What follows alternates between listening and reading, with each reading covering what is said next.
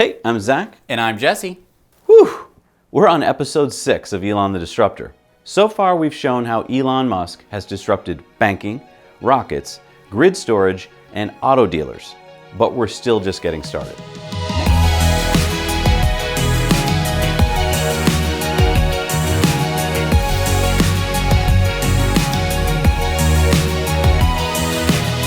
Next up, how about the internet? Wait, what? How is Elon disrupting the internet? Have you heard of a little subsidiary of SpaceX called Starlink? Why don't you read from Starlink's website? SpaceX is developing a low-latency broadband internet system to meet the needs of consumers across the globe.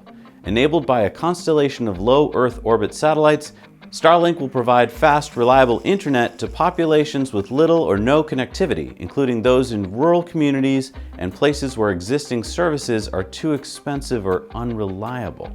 Yeah, a constellation of 4,000 satellites circling the Earth, giving people broadband internet anywhere and everywhere.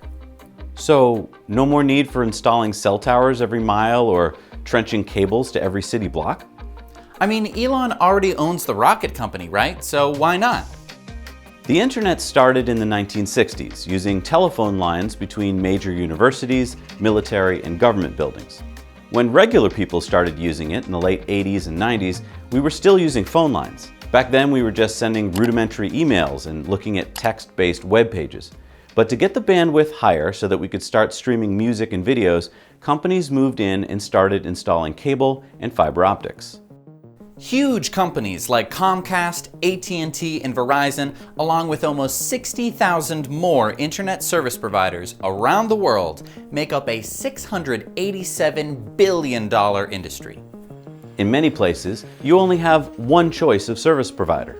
If you're lucky, maybe you have 2 or 3. Elon's Starlink will soon be the new kid on the block. Or should I say the new kid on every block, beaming down from space. So even if I only have one internet provider in my area, I'll suddenly have another option? Starlink will be available everywhere in the world. Even if you don't sign up, it will probably force your provider to lower your rates just to compete. And think of all the people in the world who have no easy access to the internet. I mean, if you're watching this, then you probably have access to high-speed internet, but 44% of the world's population does not. Even in the developed world, 19% of people don't. Starlink may be the only link those people have to the internet that you and I are lucky enough to surf every day. Think of the opportunities this will provide. Think how this will change millions of lives. And think of the businesses that will be signing up in droves to use Starlink. Shipping companies that want to keep in touch with their ships at sea and want to give internet access to their crews and passengers. Airlines that want to offer Wi-Fi on their airplanes. The militaries and governments that want to stay connected around the globe. Does this sound familiar? Yep, Elon just disrupted the internet. Am I claiming that every other internet provider will disappear once Starlink is fully operational? No, of course not. Just like semi-trucks didn't eliminate railways, Starlink won't eliminate all internet companies. But it will disrupt an industry that has been focused largely on cables and fiber optics for the past half-century. I don't know.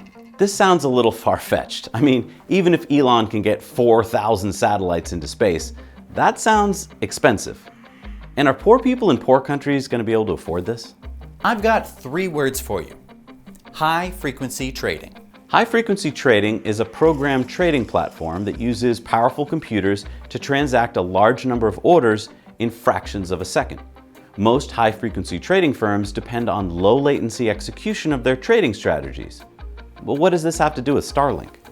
While you and I might feel pretty sophisticated if we trade a few shares of stock in a month, in 2016, high-frequency trading is estimated to have initiated 10 to 40% of trading volume in stocks.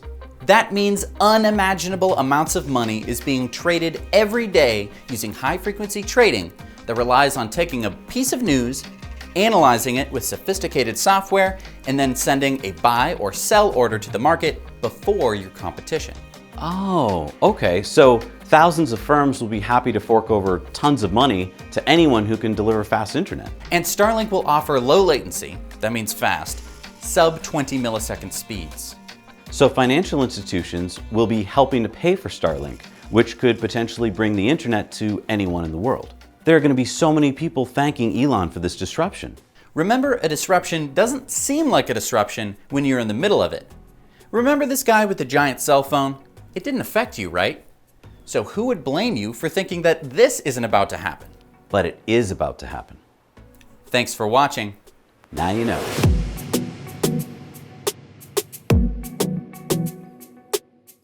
Thanks so much for watching Now You Know. We work hard to bring you videos about things that we think you'll find useful, but we need to know from you what you want to see, so leave your comments below. Also, don't forget to go over to our Patreon page, where for as little as $1 a month, you can watch our Patreon bonus story every week on Tesla Time News. Thanks again. We'll see you soon.